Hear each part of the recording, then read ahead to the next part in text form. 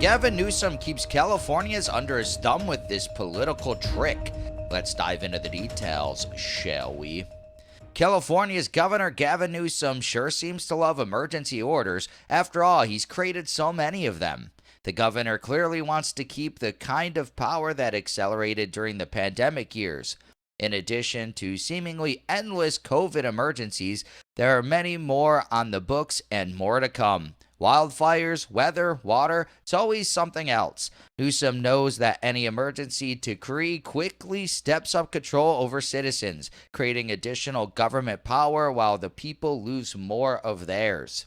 This is incredibly ironic since Newsom has taken pains to criticize others as authoritarian and is even touring the nation now deriding those whom he thinks exercise unbridled power. Yeah, it's like look in the mirror, right? Of course, emergency orders are always about public safety and doing things out of an abundance of caution. But there's also an added bonus of making the people more fearful and conditioning them to believe that the only way to be safe is allowing government to exercise more control. It's also said that the emergencies are needed to get more federal money to the state.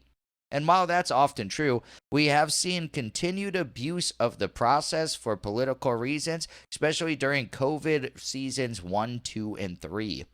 Invoking constant emergency powers is also an easy way to mask growing deficits. In the first year of the pandemic, California received so much money from Washington that it appeared that the state had a surplus. Now that Uncle Sam cash has gone away, the reality, there before the Fed money, is here.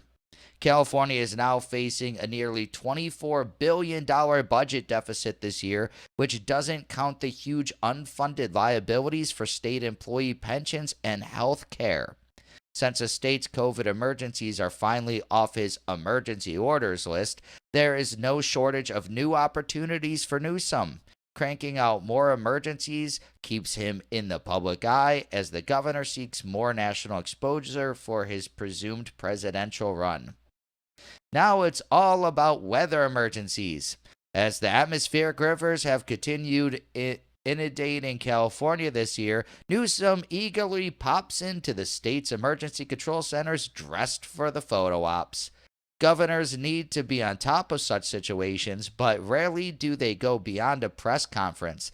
They don't always hunker down with the people to make it through the onslaughts. Newsom certainly doesn't.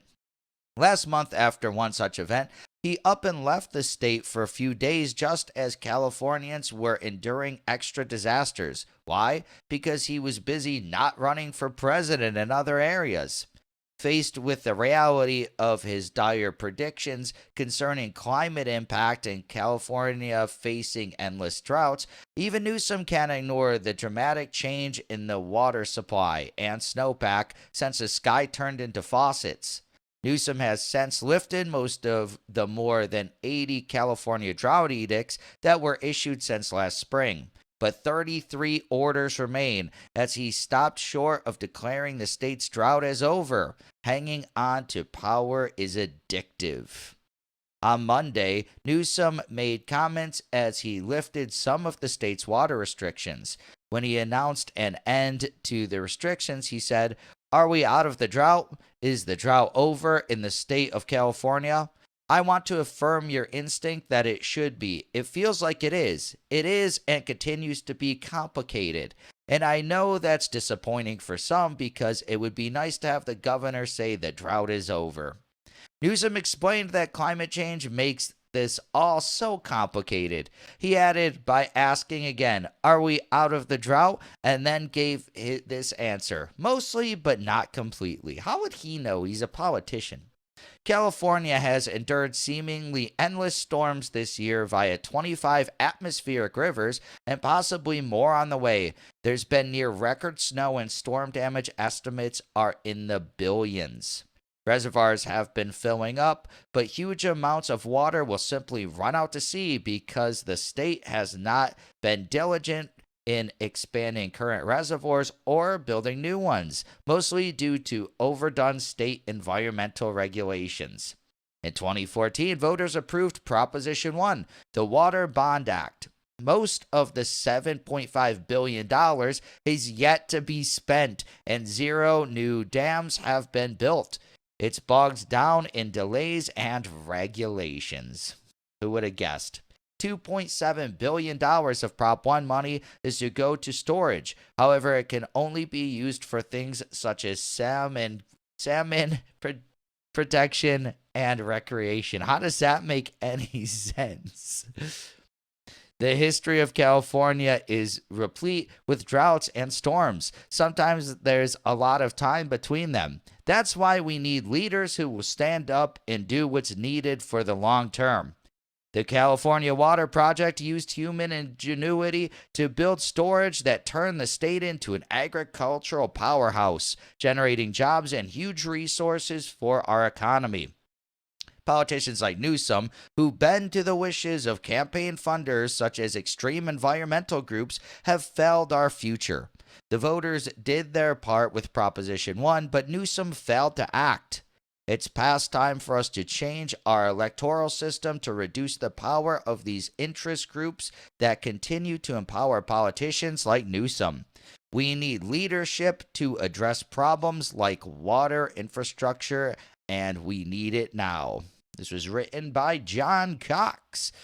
Interesting. Yeah, I agree with John here. Yeah, it's like Newsom just loves power. Imagine him being president, what he will do. The guy loves power so much, he doesn't seem like he knows anything. He lies about everything.